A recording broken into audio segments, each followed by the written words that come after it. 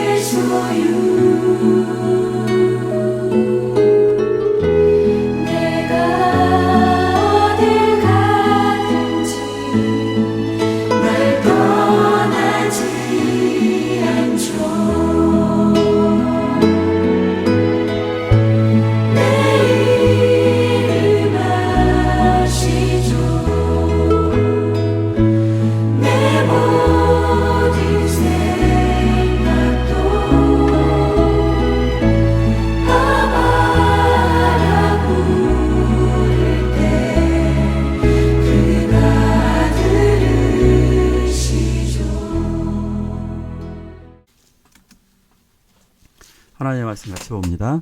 르우벤아, 너는 내 장자요, 내 능력이요, 내 기력의 시작이라.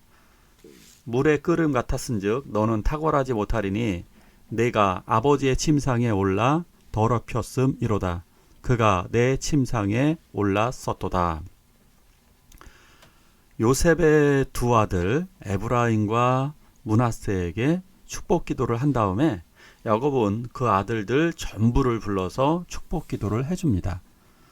야곱은 미래적인 일들을 내다봅니다. 야곱은 선지자였습니다. 우리들은 선지자를 엘리야 선지자 같은 사람만 이야기하지만 사실상 이스라엘 사람들은 아브라함이나 이삭이나 야곱을 다 선지자로 보고 있습니다. 예, 사실 선지자적인 면이 굉장히 많고 실제로 선지자로 부를 수 있습니다. 그래서 미래의 일들을 축복을 해줍니다. 그 각 지파, 그 12명의 자녀들은 각 지파의 영적인 대리자로서 미래의 예언적인 축복을 받게 됩니다. 자, 첫 번째로 축복을 받은 사람은 르우벤 장남이었습니다. 그는 장남으로서 당연히 큰 축복을 받아야만 했고, 정상적으로 신실하게 살았다면 아마 르우벤의 후손 중에 다윗 왕이나 예수 그리스도가 태어났을지도 모릅니다. 그런데 르우벤은 변방으로 밀려나게 됩니다. 가장 좋은 땅을 분배받아야 했고 2배의 축복을 받았어야 될 사람이 그렇지 못하게 되었습니다. 그 이유가 무엇일까? 여기 이렇게 나옵니다. 아버지의 침상을 더럽혔다. 즉 아버지의 가슴을 가장 아프게 만든 장본인이 되었습니다. 아버지에게 효도하기는커녕 오히려 아버지의 뜻을 잃어버렸고 하나님의 뜻을 버렸기 때문에 르우벤은 장자의 권리를 상실케 되고 말았던 것입니다. 르우벤은 성적인 충동을 제어하지 못했기 때문에 이런 충동적인 성격으로 말미암아 결국 후손에게 나쁜 영향을 끼치게 됩니다. 오늘 말씀의 제목은 이것입니다. 나의 행동이 나의 자손에게 영향을 미친다. 그렇죠. 이건 수많은 경우를 봐도 다 그런 것입니다. 우리들이 선을 행하는 것이 후대에게 엄청난 영향을 미칩니다. 우리가 죄를 저지르고 실수를 하게 되면 후대에 나쁜 영향을 미치게 됩니다. 그러기에 우리들은 우리들 자신을 돌아보아야만 합니다. 요셉과 같은 경우 신실하게 살아감으로 말미암아 요셉의 자녀들이 어떤 2배의 축복을 받았습니다. 그러기에 우리들은 부모님의 마음을 아프게 하지 말고 기쁘시게 해야 합니다. 하나님은 이것을 또한 지켜보십니다. 또 시므온과 레위에 대한 말씀입니다. 같이 읽겠습니다.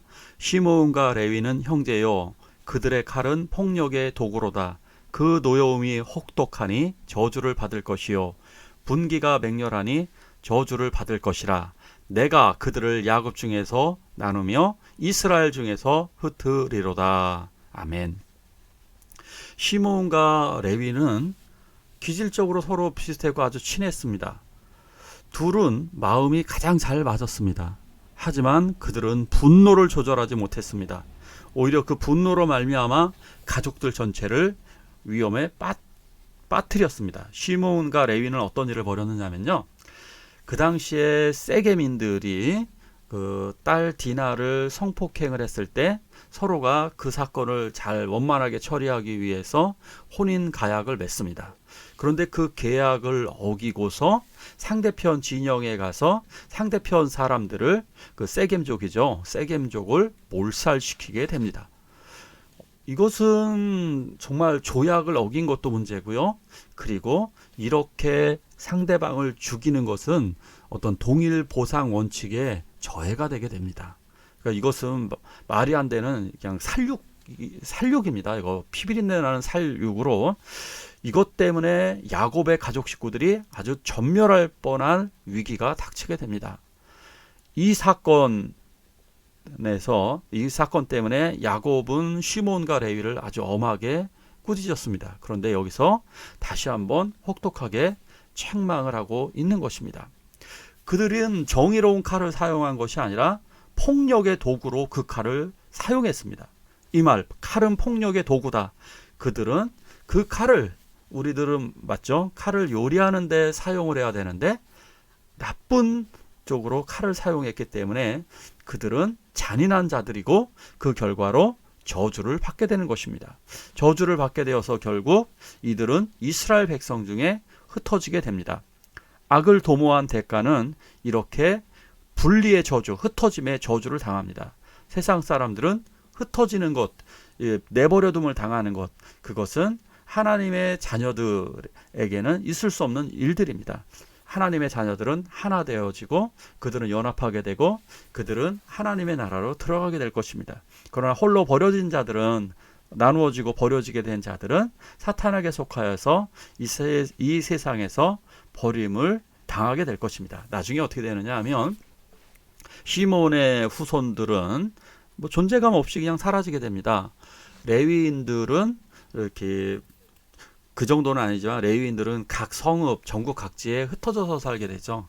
그러니까 뭉쳐 살아야 되는데 흩어져 살면 약해지게 되는 거죠. 다음 말씀 같이 봅니다. 유다야, 너는 내 형제의 찬송이 될지라. 내 손이 내 원수의 목을 잡을 것이요 내 아버지의 아들들이 내 앞에 절하리로다. 규가 유다를 떠나지 아니하며 통치자의 지팡이가 그 발 사이에서 떠나지 아니하시기를. 실로가 오시기까지 이르리니 그에게 모든 백성이 복종하리로다. 앞에 세 명과는 달리 유다 지파는 아주 정말 엄청난 축복을 받습니다. 내용을 아주 간단하게만 볼까요? 너는 내 형제의 찬송이 될지라. 형제들의 자랑이 된다는 거죠. 형제들의 자랑이 되고 형제들에게도 가장 인정을 받는다는 얘기입니다. 유다의 이름의 뜻 자체가 찬양이라는 이름의 뜻이 있는데 형제들에게 가장 인정을 받고 칭찬을 받게 된다는 것입니다. 두 번째는 통치자의 지팡이가 그들 사이를 떠나지 않을 것이다. 결국 이 예언이 그대로 이루어져서 다윗이나 솔로몬과 같은 왕이 태어나게 됩니다. 그리고 세 번째는 실로가 오시기까지 이렇게 얘기합니다. 실로가 오시기까지. 결국 여기서 실로는 예수 그리스도를 의미하는데요. 실로라는 뜻이 평안이라는 뜻이 있어요. 그래서 평안의 왕이신 예수 그리스도가 올 때까지 모든 백성이 복종하게 될 것이다. 즉 또 이렇게 이 말씀을 좀 넓게 보면 이렇게 볼 수가 있어요. 유다의 후손을 통해서 온 백성과 온 인류가 구원을 받게 될 것이다. 이렇게 넓게 볼 수가 있습니다. 자, 나의 행동이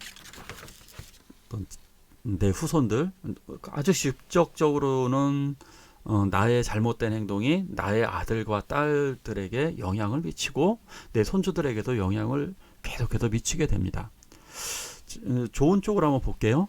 자, 그렇다면 유다는 왜 이런 축복을 받았을까요?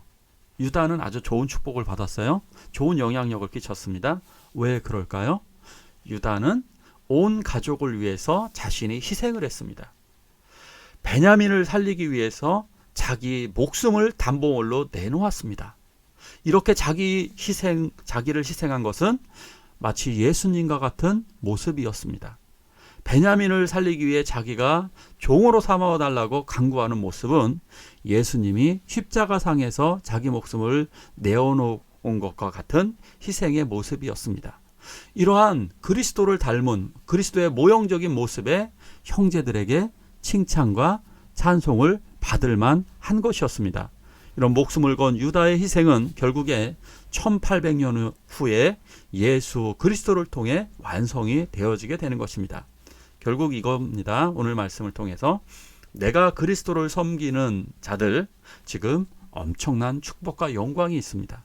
내가 하나님을 잘 섬기고 이렇게 내 삶 속에서 그리스도를 담는 희생의 모습이 드러나게 된다면 우리들도 물론 현실에서 복을 받게 될 것입니다. 그러나 또한 미래적으로다가는 우리들의 후손이 영원히 기억되게 될 것입니다. 자, 먼저 간 사람들의 족보 중요하지 않아요. 내가 우리가 왕족이다, 과거에 어땠다, 우리 가문이, 이런 거 아무 의미 없습니다. 지금부터 믿음의 족보를 만들어 가시길 바랍니다. 지금부터 유다처럼, 위대한 유다처럼 위대한 조상으로 되기 위해서 우리도 한번 그렇게 살아볼까요? 이 시간 우리 한 목소리로 기도하기를 원합니다. 기도하실 때 우리 나로부터 시작되는 믿음의 족보를 만들 수 있게 해주세요. 우리 한 목소리로 기도하시겠습니다.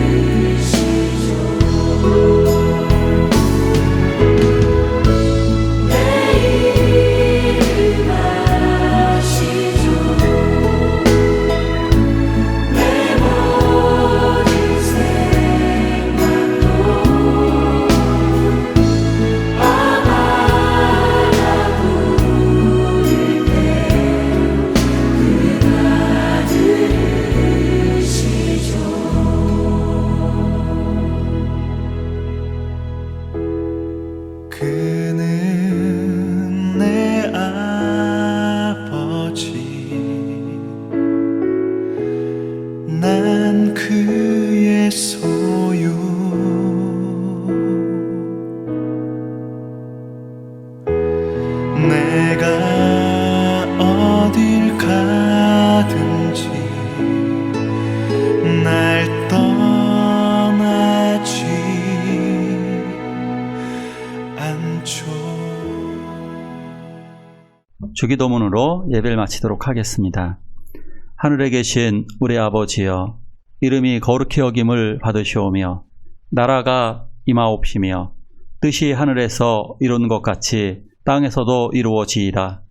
오늘날 우리에게 일용할 양식을 주옵시고 우리가 우리에게 죄지은 자를 사하여 준 것 같이 우리의 죄를 사하여 주옵시고 우리를 시험에 들게 하지 마옵시고 다만 악에서 구하옵소서.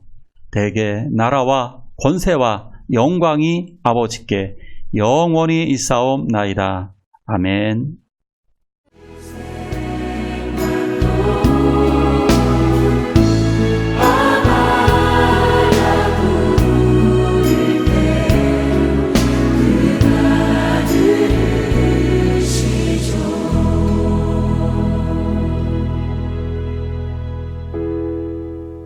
그는 내 아버지,